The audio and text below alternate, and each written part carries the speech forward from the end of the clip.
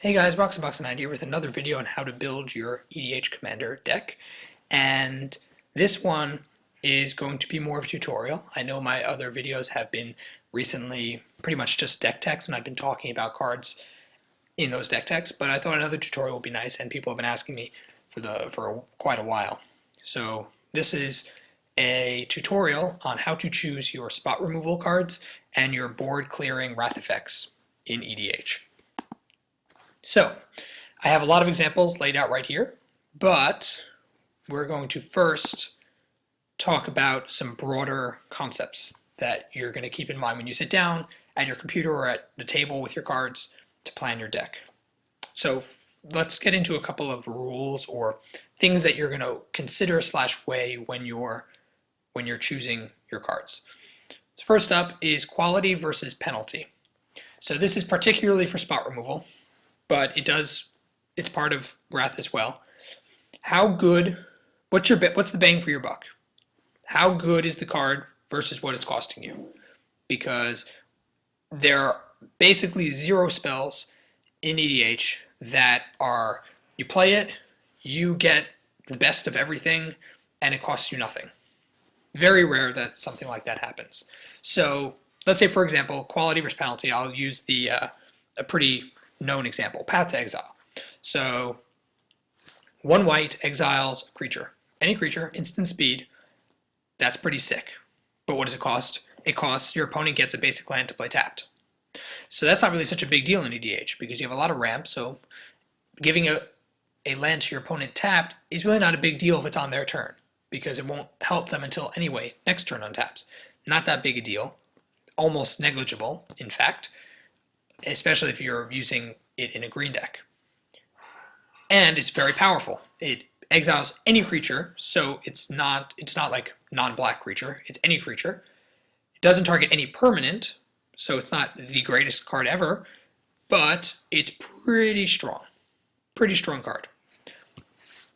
So this is a pretty good quality versus penalty. The quality is excellent, the penalty is very low. Obviously, not all cards are like this, and given in EDH, you only get one of the best cards, so quote-unquote the best cards. You're going to have to suffer by having a card that's not, where there's a penalty versus quality question that comes up. And it's really going to be up to you to decide whether or not it should go in. Second thing you're considering is card advantage, which is obviously, like for instance, for Path to Exile, you get rid of 1 card. You play a card, get rid of their card. You guys, each of you lost 1 card. It's a neutral card advantage, meaning nothing happened. Nothing. You didn't gain anything. Any card. You didn't. You and your opponent's cards remain the same in terms of number. But ideally, you got rid of something much scarier, so your card you lost is not as good as the card they lost. So what's really nice is that if you can get cards that get rid of a couple of things, that means that you have a card up advantage on your opponent, which is really nice. Even though in EDH you're not expecting your opponent to run out of cards from their deck, having card advantage means you have more possibilities and more variables in play that you can use that your opponent doesn't have. So having card advantage, of course, is phenomenal. The third thing you want to consider is how universal the impact is. This kind of ties back to quality versus penalty, but in spot removal, how universal the card is makes it even better. If Path to Exile was destroy target creature, it wouldn't be as good. In this case, it exiles the creature. If it said destroy target non-black creature or exile target non-black creature, also not as good because you've narrowed down its focus. It doesn't have a universal impact. It just deals with a more limited niche area. So exiling creature is really good. If it exiled a permanent, that would be a quote universal spot removal because it gets rid of any 1 card, pretty much, unless it has Shroud or Hexproof. So this is pretty close given the cost. So that's for spot removal. For wrath effects, actually we'll go through some examples for spot removal. We'll get to wrath effects after that. Okay, so for spot removal, let's go through a few examples. So Beast Within destroys a permanent, so it doesn't exile it, but it's reasonably costed, instant speed, destroys a permanent, and your opponent gets a 3/3 green beast. So the cost, 3/3 green beast, not really that bad in EDH, given that it destroys any permanent. Pretty universal effect, pretty strong quality with a low penalty, neutral card advantage, but given its cost, it's pretty reasonable. Capsize is a bounce, a instant speed bounce spell, which acts almost as spot removal, since we consider spot removal cards that tuck cards into your opponent's deck from the field. So I guess putting it back in your hand is a similar sort of removal, at least for a turn. Capsize is pretty much the same, similar to Beast Within, except it gets any permanent, so it's very universal. The drawback is your opponent can replay it, but the fact that you have buyback allows you complete card advantage because you can reuse it over and over again if you want to. That's a pretty good spot removal. Chaos Warp tucks away. A lot of people like tucking generals, but it lets you tuck any permanent, so also pretty universal. It has a high drawback because you put it in your opponent's deck and shuffle it, and then they get the top card. If it's a permanent, goes right into play. So they could get something even better / something that's equally good, and thus it's a pretty hefty drawback. But given that it can get rid of something really scary with a low chance of them getting it back, remember in EDH 100 cards, so there's a low chance of them getting something super scary. It's pretty decent. The drawback, but obviously this is more questionable whether or not you'd run it. You have to consider, depending on your deck. Diabolic Edict, target player sacrifices a creature. So it's a 2-cost spell, very cheap, but it doesn't target a creature, it targets an opponent. So it's not nearly as, that's almost like a specific to it. That's almost like destroy target non-black creature. This, instead of destroy a creature, or target player sacrifices target creature, or target player sacrifices target creature, instead they get to choose what they want to destroy. So it's not very specific. It's pretty high penalty, neutral card advantage. So it's obviously a very questionable card, and there has to be a reason you want to run it. Mortify, there's no drawback at all, except that it only targets creatures and enchantments. And it doesn't exile, it just destroys. So it's a versatile, but not completely versatile card. Pretty solid. Oblation does pretty much the same thing as Chaos Warp. They draw 2 cards. In EDH, that can be a huge deal. It can also not be a huge deal. It depends on your deck. If you're penalizing them or you're making them lose their hand, them getting 1 or 2 cards is not the end of the world if it stops you from losing. So that's another card where quality versus penalty is questionable. But Path to Exile we already discussed. Pongify destroys a creature, so it's Path to Exile's cost for blue. Destroys a creature instead of exiling it. But its effect, and it can't be regenerated, which doesn't matter so much in EDH. And it does the same thing that Beast Within does. It gives them a 3/3. So it's a very solid card. It destroys, doesn't exile, but its cost and penalty is pretty minimal. Putrefy is kind of the same thing as Mortify, except that it can't be regenerated, so it's even better. But instead of destroying an enchantment, it gets a creature or artifact. So obviously, you're hoping that your opponent will have at least 1 artifact or creature around. So the fact that it's not everything, it's not completely universal, it's not such a penalty. But obviously, you wouldn't want to run every destroy spell being an artifact or creature. So this is a good alternate. Return to Dust exiles an artifact or enchantment for 4, so it's a little heftier in terms of its cost, but it exiles, so that's pretty solid. Instant speed, artifact or enchantment, so also pretty decent. You get two archetypes to choose from, so that's pretty good. And it can get rid of 2 cards if you play it during your main phase. So that means you'll have a card advantage. So that's pretty solid. Source of Plowshares is pretty much Path to Exile again. They gain life. In EDH, giving your opponent a land's probably overall more frustrating, more damaging than them gaining life, especially if it's not for a tremendous creature. But if it's for a very big creature, that can be a questionable penalty. It's not that bad. Some creature examples: Angel of Despair destroys target permanent when it hits play, so that's very versatile. It's also a strong creature.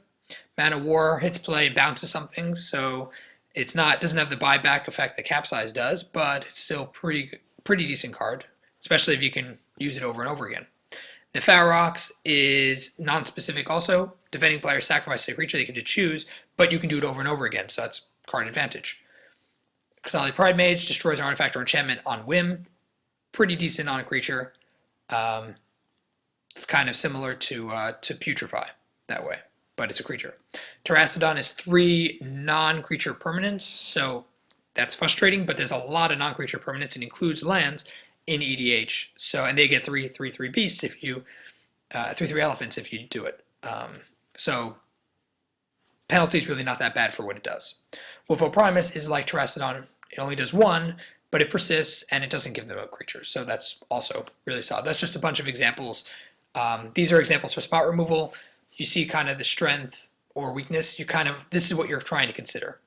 How universal it is, quality versus penalty, and the card advantage. For wrath effects, actually there's a couple more. So like Aftershock destroys creature, artifact, or land, so that's 3 different things. It does 3 damage to you, which is negligible, but it's a sorcery, but it does 3. It's not quite universal, but it's pretty universal, especially for red. Ashes to Ashes is specific. It's non-artifact creatures, but it exiles 2 of them instead of 1. So that's card advantage. Does 5 damage to you. Doesn't really mean that much if you get rid of 2 big scary creatures. Not that bad. Maelstrom Pulse, it destroys a non-land permanent, almost universal for 3. Especially you can get rid of tokens and stuff, so it's also pretty versatile. Let's get to wraths. So for wrath effects, you want to make sure the wrath effects aren't just like destroy all creatures. You want them to try to destroy as many things as possible. But if they can't have all destroy all all permanents, then you want to have them like destroy all artifacts and creatures. Kind of the same thing you're thinking about for spot, you want to think about for wrath. For wrath effects, you have to consider more the cost, how expensive the card is versus what it does for you.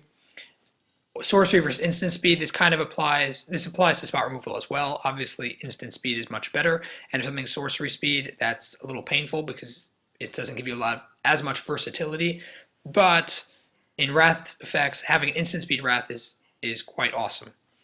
And then also the hate factor. If you have cards that are going to make the multiplayer board despise you just because you're being ridiculous, then you might want to reconsider certain cards. I'll point out some examples. But those are sort of things you're considering, is how much people will hate you for using them, sorcery versus instance, costs, specific areas, and then of course, like we said for spot, quality, penalty, card advantage is almost guaranteed, and how universal the impact is. So let's get some examples. So Jockalops is a frustrating wrath. It destroys artifacts, creatures, and lands. So lands in EDH, destroying lands is frustrating because it sets the game back a lot of time, but it's a sorcery speed, costs 6 mana, and can be countered, so that's really not as horrible, but it's a pretty decent wrath, and a lot of people might not have heard of it even. Nevinyrral's Disc is a static wrath. Once you have to play it untaps, then you can do it anytime. Artifacts, creatures, enchantments, so it doesn't hit lands, but hits pretty much everything, or planeswalkers, but it pretty much hits everything else, and for its cheap cost, it's pretty reasonable. Damnation, also Wrath of God is in here, is a sorcery, but for 4 destroys all creatures, so that's a more specific wrath, but it's very cheap, so maybe it's worth it. Decree of Annihilation is a 10 cost wrath that exiles all artifacts, creatures, lands, graveyards, hands. Worldfire, I forgot to put in here, pretty much does the same sort of thing, except it also screws up the game, but whatever. So that's almost universal. It misses wraths and enchantments. It misses enchantments and planeswalkers, sorry. But it's pretty universal and gives you an alternate option. So that's something to consider. Decree of Pain is expensive, but it draws you cards for all the creatures it destroys. It destroys all creatures, and the cycling is instant speed, so it could even wrath earlier on. Obliterate can't be countered, and it leaves enchantments and planeswalkers alive, but otherwise it's pretty universal. Definitely one of the more hate factor cards, so be careful. Rout is a possible instant speed. It's reasonably cost to destroy all creatures as sorcery. It's only 1 more than Wrath of God, but it also can be an instant speed. That's good versatility. Cataclysm is another hate factor card to consider. It pretty much gets rid of everything but one permanent of the choice. So very cheap, but frustrating. Evacuation is instant speed. It bounces everything back. And yeah. Ruination is a land destruction. That's often annoying. Apocalypse costs you your hands, so it's also not that great. Wrath of God, as we said, Hollow Burial puts all creatures at the bottom of their opponent's decks, on the bottom of their owner's decks. So that's also a tuck effect, very powerful, as is Terminus. Magma Quake is the only one I know that hits planeswalkers, except for All's Dust, which hits everything. So this is kind of an overview on this. If you have any questions, please feel free to PM me and comment below. Roxbox90 signing out. See you guys next time.